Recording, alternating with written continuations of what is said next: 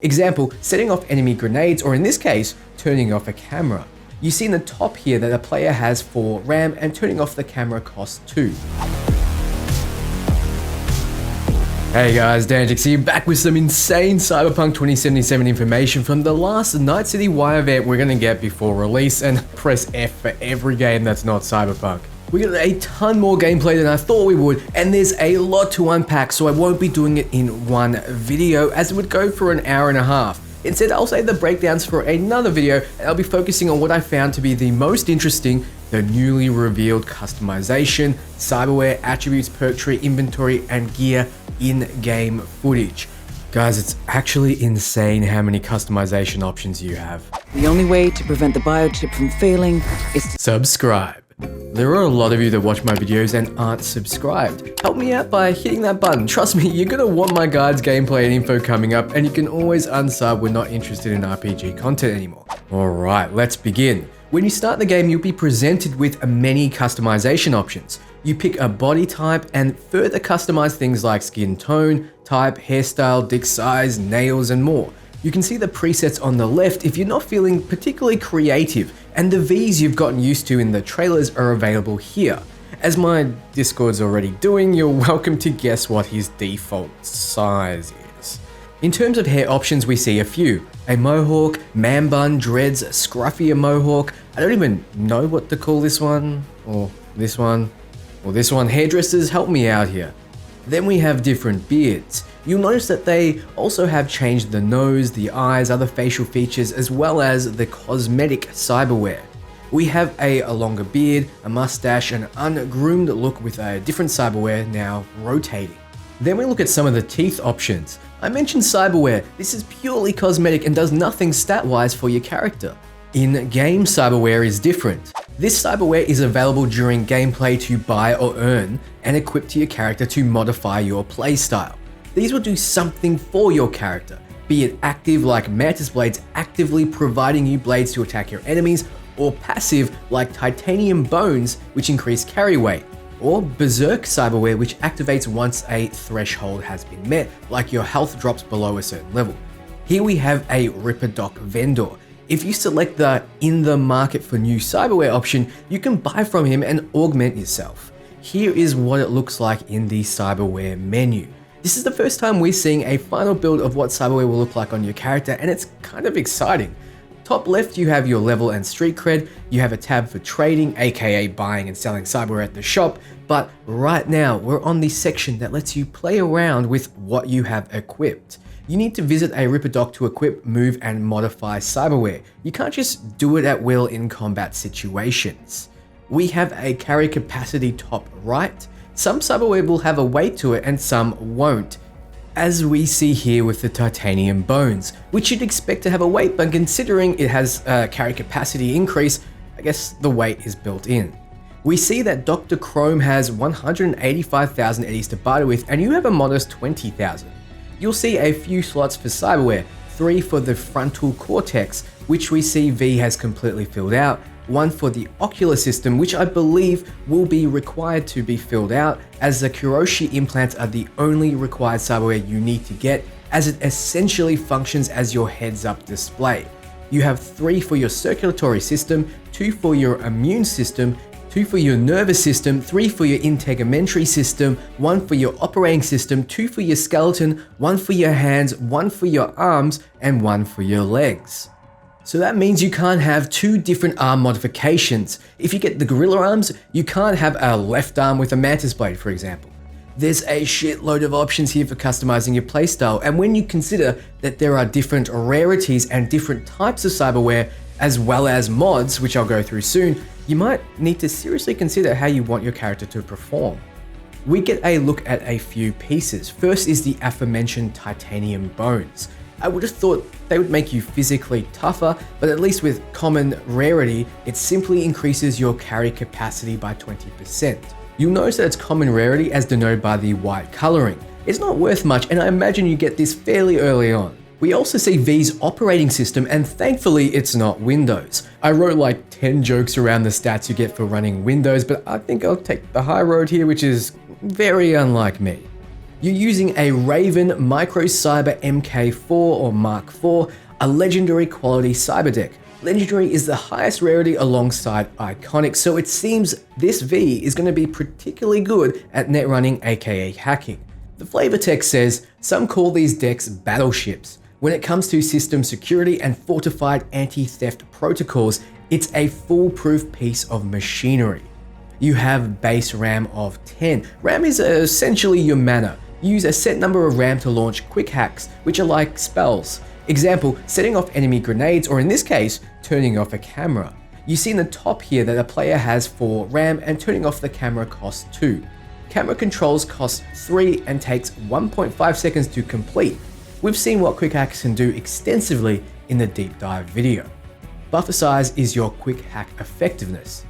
So this cyber deck allows you to quick hack, increases the hostile time netrunners will take to hack you by 100%, increases quick hack distance by 100%, and increases the recovery rate of RAM by 6 units per 60 seconds, or 1 every 10 seconds. This is like your mana recharge rate. You can see some infographics of the device hacking options you have here. Enemy-related options or demons aren't shown here. One thing you may have noticed is the deck has 6 slots. You can see that represented by these 6 empty circles. These slots are for you to insert modifications. The Raven doesn't have any currently equipped, but like most games, mods will increase the effectiveness of the gear they're in. I bring this up last because you'll notice in the arm slot, the Mantis blades, we see 3 slots, one of which is filled. You'll remember that you've seen the Mantis blades with different effects like electricity. Well, this is how you get those effects. Some mods will be a stat bonus, some will change what the item is visually, for example a scope on a pistol, and some will modify their effect like electric damage or non-lethal rounds. The higher the rarity, the more slots you'll have in most cases. This is shown when the player clicks on the operating system and we take into the cyber decks we have available. Common having 2 slots, the rares having 4, and another legendary, interestingly, having 2, maybe having better stats elsewhere. In this menu you also have buttons to filter and group. So overall it seems like we have an overwhelming amount of options when it comes to decking out your character with cyberware, and that's not even the gear you get to equip or perks. Speaking of perks, we move over to the menu of a level 3 character. Here we can access the inventory, map, character sheet, journal, and crafting tab. We'll be sticking to the attribute for now. So quick rundown. Attributes govern particular passive bonuses of your character. In this case, technical gives you 5% armor per rank. Attributes also unlock unique dialogue options and pathways during gameplay. In technical abilities case, you'll be able to hotwire more rare and expensive cars, for example. Attributes can be raised to level 20 and you'll start with a minimum of 3 in each, with the ability to put it up to 7 as a starting character. So you need to raise your attributes as you level up using attribute points, which you get for leveling up. This character is level 3 and has way more than he normally would, so it seems this character was made with a developer tool and is just for demo purposes. Tied to each attribute are skills. In Tech's case, it has crafting and engineering skills. They have their own level and get raised by using those skills. So by crafting, your crafting skill will go up. However, they only go to a maximum of the attribute level it's tied to. So your technical ability is 6, so crafting has a max of 6. As you level up your skills, you'll get perk points to spend as well as becoming more proficient with that skill. In the case of weapon skills like handguns, you'll start reloading faster, getting less recoil, and being slightly more accurate. This also changes the animations. So we have 5 attributes: body, reflexes, technical ability, intelligence, and cool.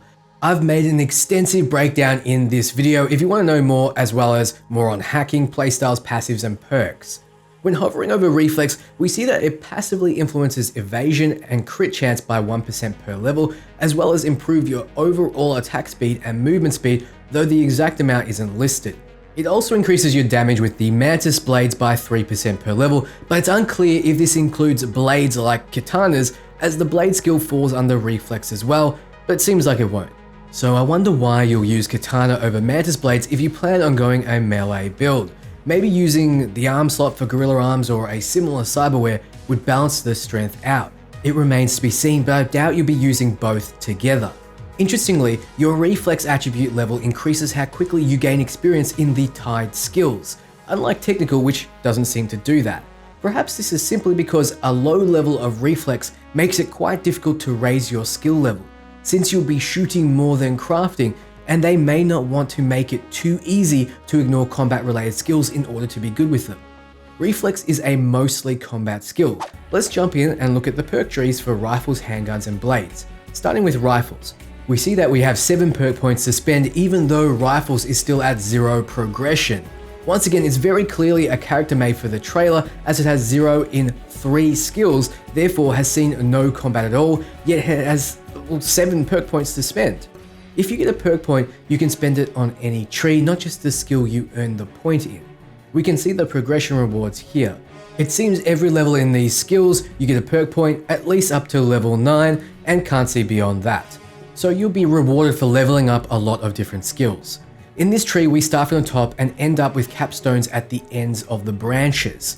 Bullseye is a relatively early perk. It has 1 level and simply increases rifle damage by 10% when aiming down sights. You can gather what else we have access to by their icons. This one looks like dual wielding rifles, but that can't be right as we know that won't be in the game. Then we have a look at handguns. Looks to be a few headshot and crit related ones, and we know of perks that increase your armor in this tree as well. Then we move over to blades. We see some katana related ones, as well as one specifically for mantis blades and some for bleed effects. The character has 2 levels in Flight of the Sparrow, which reduces stamina cost of all attacks with blades by 50%. Seems pretty necessary if you plan to fight for an extended period. 1 level in Slow and Steady grants an armor increase of 15% while moving, the next granting 30%. You'll be moving a lot, especially when getting into range to melee. Keep in mind you can grab this perk even if you don't plan on going exclusively melee, as it would help any build. Then 1 level of Offensive Defense makes defensive attacks with blades do 200% more damage, which seems huge. Defensive attacks are essentially counterattacks, block and strike, so 400% more damage with 2 levels in the 1 perk would be absolutely huge and would change how you play. Expect perks to do this. Another massive level of customization for your character. Cyberware, attributes, skills, and perks, but there are still more ways to customize. Enter your inventory. Here you have another way to customize with the weapons you choose and the gear you equip. Starting with weapons, we see V has 3 slots. It's unclear if you need to unlock these slots and if you can get more, but for now, assume you are locked into 3 at any given time. V has 3 rare weapons equipped, a revolver, a tech shotgun, and a rifle. The revolver has 3 slots for modifying its passives and abilities, as well as a slot for a barrel attachment and scope, as you can see here. The guns seem to use ammo differently, as the revolver has more rounds than the others. There doesn't seem to be different ammo types as far as I know, though that could have changed. We see the rifle has 1 mod slot taken and has a scope attachment available to be equipped. We see the shotgun has the highest DPS by a small margin, but it requires you to get in close range. The rifle, able to spray, has the lowest but would be the most reliable. This is too small a sample size to suggest that this is the case with all these weapon types, as we've seen gameplay of rifles far out damaging pistols before and vice versa. Then we have a stats section that we can click on for more detail. There used to be specific resistances, like to thermal for example, but that no longer seems to be in the game. Instead, you have armor, health, and stamina. Health is raised by the body attribute, and armor is impacted by your gear, the tech attribute, and perks. Stamina is raised just by perks. Then we have an area for your backpack and cyberware, specifically to see what you have. Bottom right are your slots for quick access items. On consoles, you activate these with the D-pad. We have a grenade in the first slot and an inhaler on the second that heals you over time. You can see that they're limited by how many you have, 14 grenades and 38 charges. We can also see our cyber deck here, and I take it the demons you have access to if you click on it. Top right, we see the slots we have available for gear. 2 for your head, 1 is for a headpiece and the other for a face piece. We have 2 for upper body, jacket and shirt. We have 2 for lower body, pants and shoes, and 1 for special, which is a gear piece that will change your overall look, kind of like a costume. For example, it might be a full gang outfit. Gear pieces will cosmetically change how you look, so you aren't forced to mishmash a costume together. You can tailor your look, and once you find one you like, lock it in. You can also see that the rare jacket has a slot. Crafting is going to be useful, guys. You can add mods to cyberware, gear, and weapons. Clicking on the jacket, we see the pieces that V has available, and goddamn, there's a lot. We can see it has a slot for mods here as well. There are filtering options at the top, and you're probably going to need them considering how many options you have. I see some repeating ones with different colors and rarities though. You'll notice the text default has been appearing here and there. That's the ability to save templates to be able to quick switch between them.